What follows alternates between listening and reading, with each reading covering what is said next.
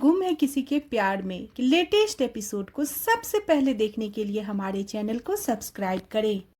आज के एपिसोड की शुरुआत में भाग्यश्री अपना चिंता जताती है और सभी रिद्धि के लिए बहुत बेचैन हो जाती है।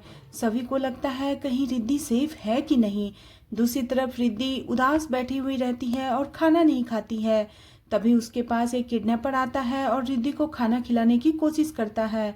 कहता है कि तुम्हारा अच्छे से ख्याल रखने के लिए मुझे कहा गया है, और फिर वो रिद्धि के साथ बदतमीजी करने की कोशिश करता है। रिद्धि उसे धक्का दे देती है। दूसरी तरफ भाग्यश्री जो होती है वो सर दर्द से परेशान हो रही होती है और मन में सोच रही होती है कि ये रिद्धि भी मुझे एक कॉल कर देती तो क्या हो जाता। मेरा सर फटा जा रहा है उसकी टेंशन से।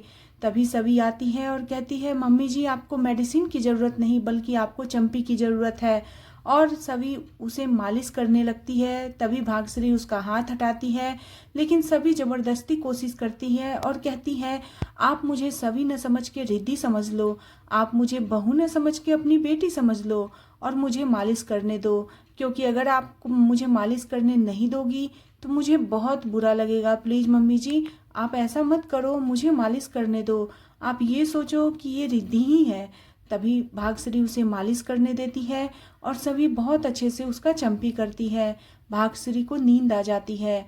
सभी भाग्यश्री को सुला देती है, लेकिन मन में सोचती है कि मम्मी जी मेरे से बहुत प्यार करती है, लेकिन वो जताती नहीं है।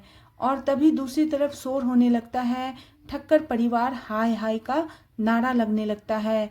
भाग्यश्री और सभी दोनों बाहर देखने जाते हैं तो अनिकेत लोगों को रोक रहा होता है, लेकिन लोग रुक नहीं रहे होते हैं।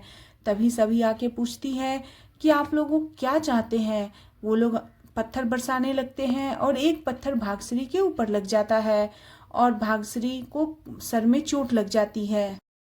सभी को शांत करके अपने पास बैठाती है और इस तरीके से आने का कारण पूछती है। सभी लोग बताते हैं कि तारा उस कंपनी की सीईओ है, लेकिन हम लोगों ने तारा से बात करने की कोशिश की तो वो मेरे से बात ही नहीं की। हम लोगों की सैलरी बंद है और पूरा घर का काम उसी सैलरी पे होता था। मेरे ससुर बीमार हैं और मेरे पति बीमार हैं, मैं कुछ भी नहीं कर पा रही हूँ। सभी अपने कमरे में आके सोचने लगती है और अपना बैंक अकाउंट चेक करती है, लेकिन उसे कुछ भी नज़र नहीं आता।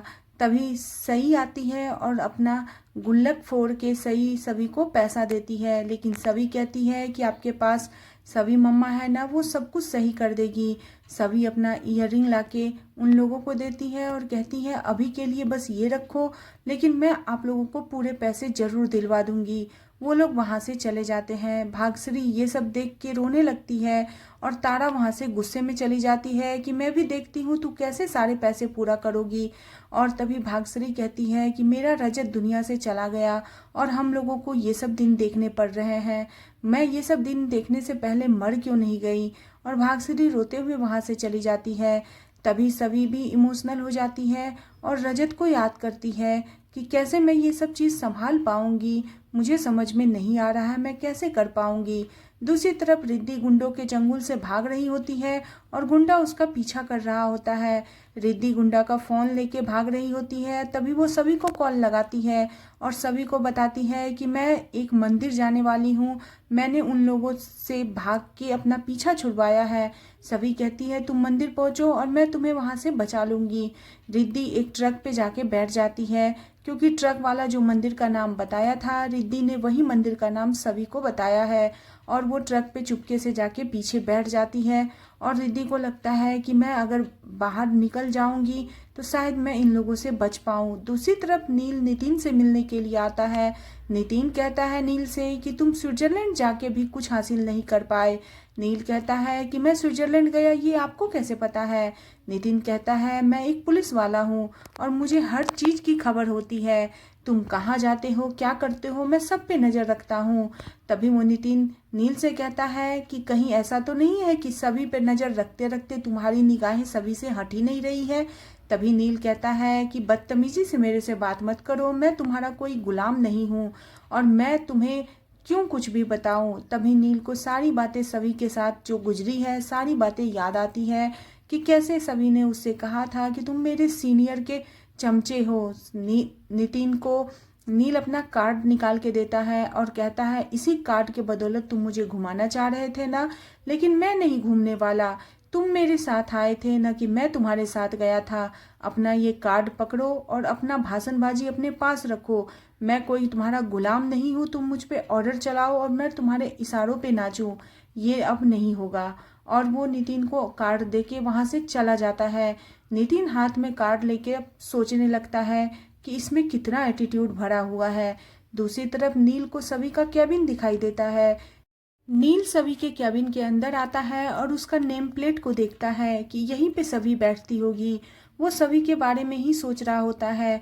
सभी के साथ जो स्विट्जरलैंड में कुछ दिन उसने गुजारे, वो सारी बातें उसे याद आने लगती है।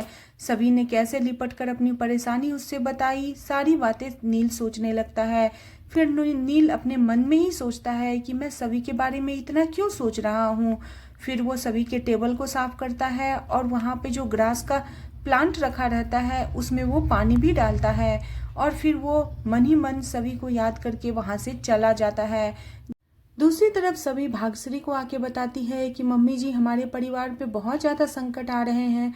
मैं सोच रही हूँ क्यों ना मैं देकड़ी वाली मंदिर जाके भगवान के लिए, अपने परिवार के लिए प्रार्थना करूँ। भाग्यश्री हामी भरती है। सभी मन में सोचती है कि मम्मी जी, मैं आपको अभी अब कोई भी सच्चाई नहीं बता सकती। तभी वो भाग्यश्री कहती है कि थोड़ा रिद्धि के लिए भी प्रार्थना कर लेना कि उसे बुद्धि आ जाए। तभी तारा आती है, कहती है, अभी घूम के आई हो, फिर तुम्हारे पैर घर में टिकते ही नहीं है, तुम फिर बाहर जाने की तैयारी कर रही हो। तभी सभी कहती है कि तारा, तुम मुझे नहीं पसंद करती हो, ये तो मुझे पता है, लेकिन मैं ऐसी लड़की में से नहीं हूँ कि अपने परिवार को छोड़कर बाहर घूमूं। मुझे मेरा परिवार बहुत प्यारा है और मैं अपने परिवार के लिए कुछ भी कर सकती हूँ। तभी वो वहाँ से जाने लगती है और भाग्यश्री बताती है कि मैंने सृजन से भी बात किया है रिद्धि के बारे में, लेकिन वो कह रहा था कि उसे थोड़ा स्पेस चाहिए। आजकल के बच्चे को पता नहीं कैसा स्पेस चाहिए होता है अपने माँ बाप से। तभी सभी आके भाग्यश्री से आशीर्वाद लेती है और कहती है, आप चिंता मत करो, रिद्धि बहुत जल्द आ जाएगी। दूसरी तरफ नील वहाँ पे सभी को कॉल लगा रहा होता है, लेकिन सभी उसके कॉल को रिसीव नहीं करती है। नील परेशान होता है, लेकिन देखता है सभी वहाँ पे आके खड़ी होती है और नील पूछता है कि आप मेरे फ़ोन को क्यों नहीं रिसीव कर रही थी। सभी पूछती है कि आप यहाँ क्या कर रहे हो। नील कहता है कि जब आपने मेरे कॉल को रिसीव नहीं किया तो आपसे मिलने में पुलिस स्टेशन आ गया। लेकिन सभी कहती है कि मैं आपसे बात करना बिल्कुल भी नहीं चाहती हूँ और मेरे पास बिल्कुल भी टाइम नहीं है। तभी नील कहता है कि मैं आपको अकेला नहीं छोड़ सकता और रिद्धि मिली कि नहीं ये मैं पता लगा के ही रहूँगा, चाहे आप मुझे अपने साथ जाने दो या न दो। आज का एपिसोड यहीं पे ख़त्म हो जाता है। अगले एपिसोड में देखने को मिलेगा कि विहान, सचिन, सायली और गुड्डी सारे लोग मिलके सभी और नील का साथ दे रहे होते हैं। आज का एपिसोड आपको कैसा लगा प्लीज़ कमेंट करें और बने रहे सीरियल गुमे किसी के प्यार में। नेक्स्ट एपिसोड के लिए चैनल को सब्सक्राइब करना बिल्कुल न भूलें।